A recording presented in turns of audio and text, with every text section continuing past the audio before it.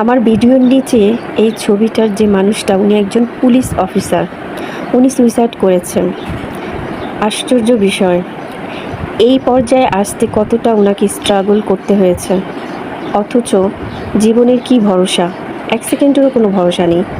এক নিমেষেই উনি ওনার জীবনটা কেড়ে নিল। আসলে বাস্তবতা বড়ই কঠিন।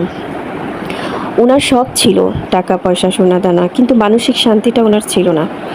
আর উনি একজন পুলিশ অফিসার, শিক্ষিত একজন ব্যক্তি হয়ে টাকা পয়সা শিক্ষাগত যোগ্যতা আজকে মানসিকতার কাছে হার মেনেছে। উনি মরার আগে একটি চিঠি লিখে থুয়ে গিয়েছেন। উনি লিখেছেন উনি নাকি ওনার মা আর বউকে দায়ী করছেন না ওনার মৃত্যুর জন্য। আরে ভাই, আপনি নিজে মরে ওনাদের জীবিত মেরে থুয়ে গিয়েছেন, এখন দায়ী করলেও কি না করলেও কি। এই ভুলটি কেউ কখনো ভুলেও করবেন না। আপনি যদি মানসিক শান্তি না পান, তাহলে আপনি সাময়িক সময়ের জন্য একা থাকতে চেষ্টা করুন, কিন্তু আপনার নিজের জীবন নিজে কেড়ে নেওয়ার অধিকার আল্লাহ তাআলা আপনাকে দেয়নি।